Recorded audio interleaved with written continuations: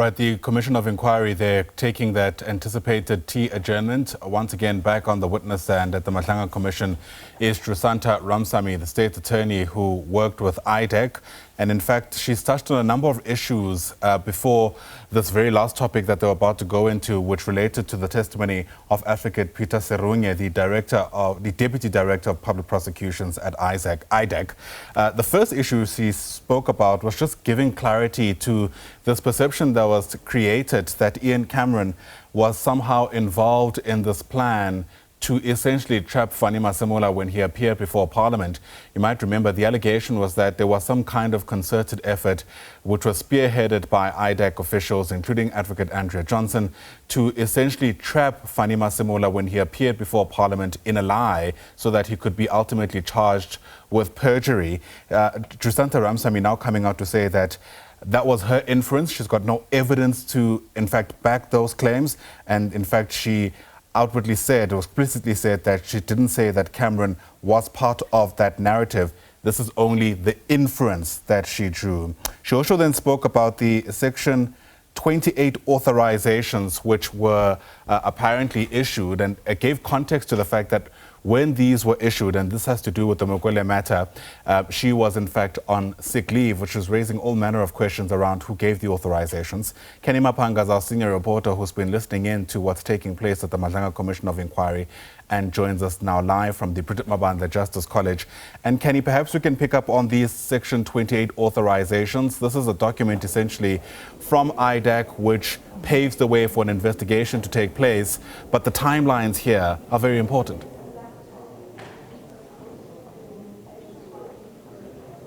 Absolutely, and because those timelines do not add up if we look at the evidence that Ms. Ramsamy has since given to the Commission. You do remember that the Section 28(1) authorizations is something that Ramsamy broke down over in her previous appearance before the probe, because effectively she saw it as Advocate Andrea Johnson, that is the former IDAC head, basically allegedly throwing her under the bus over these investigations or these two matters that have really sparked controversy about IDAC's interest in crime intelligence matters. So what we see from the evidence brought by Ramsamy so far are a number of red flags in terms of the authorization or what was expected to happen for this to even meet the threshold of a legitimate investigation.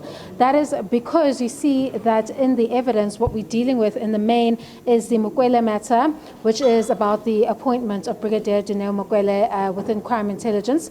We've already seen evidence that paints the kind of picture of the flaws in IDAC's testimony, and of course, or rather the investigators, let's put it that way, that is Mr. Pariachi and of course the former IDAC head, Advocate Andrea Johnson. But we do see at the very least that she met the requirements, and it seemingly there was no merits, according to Advocate Serunye, to take this matter to court. There's also the Lushaba matter, which is the second authorization. So there's leg 1 and leg 2.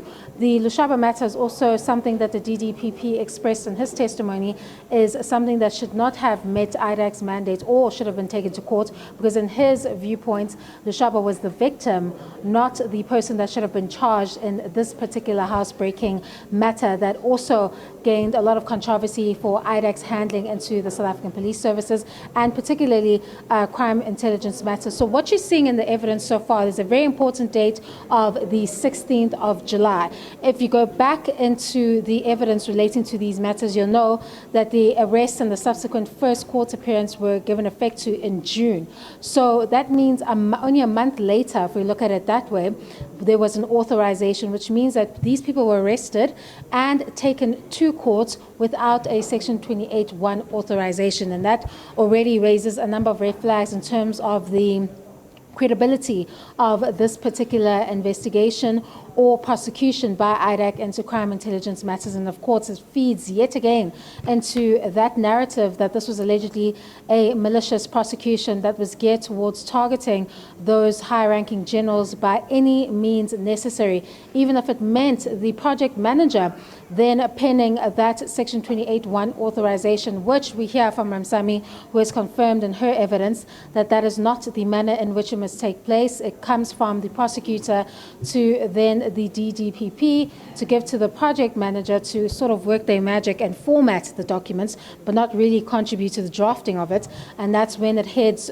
to the IDAC head for that final signature. So she testifies under oath that those documents are not hers. She did not pen those documents.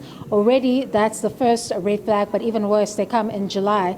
That is after an arrest and first court appearance has already taken place. So certainly not reflecting well on IDAC in terms of the allegations they already face about the alleged motives surrounding the IDAC matters or their interest in crime intelligence, and that there seems to have been a pressure to rush these matters to court. Remember, Johnson allegedly wanted these accused in court by May. It only took place rather in June, but we only see that the authorization that would have at least given some form of credence to what they were doing only took place in July, and Ramsamy is testifying under oath that she had nothing to do with those particular documents. So certainly now questions for the project manager as well as Mr. Perumal and Johnson continue to mount as the alleged illegalities that follow the investigations into the Mukwele matter and the Lushaba matter continue to go before the probe. Absolutely. It looks at the very least like procedure was completely thrown out the window, but I suppose the inquiry itself will make a final determination about that. Before the T adjournment, we saw that the evidence leader was now going into a different matter involving Peter Serunye. That's the Deputy Director of Public Prosecutions who appeared before the inquiry exactly a week ago and was asking questions around why it seems that Drushantha Ramsamy did not respond to an email that Serunye had sent out to the team investigating this matter, asking several important questions, including what the evidence was for the corruption charge.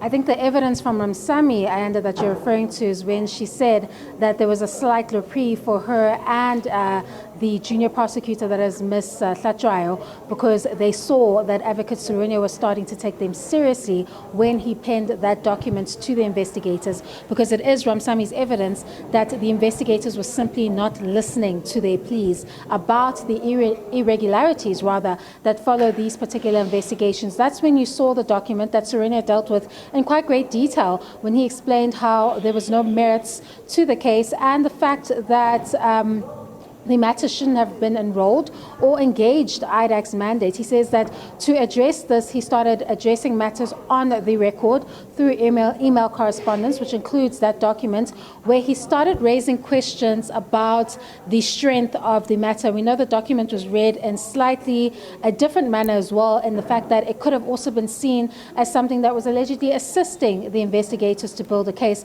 But Serunye charges that when he placed that document in the email correspondence, it was to ask them significant questions, and to date, he's yet to get an answer from the investigators regarding those questions that spoke directly to the heart of the merits or lack thereof of these matters, and the fact that it was nowhere near ready for enrollment and actually didn't engage IDAC's mandate.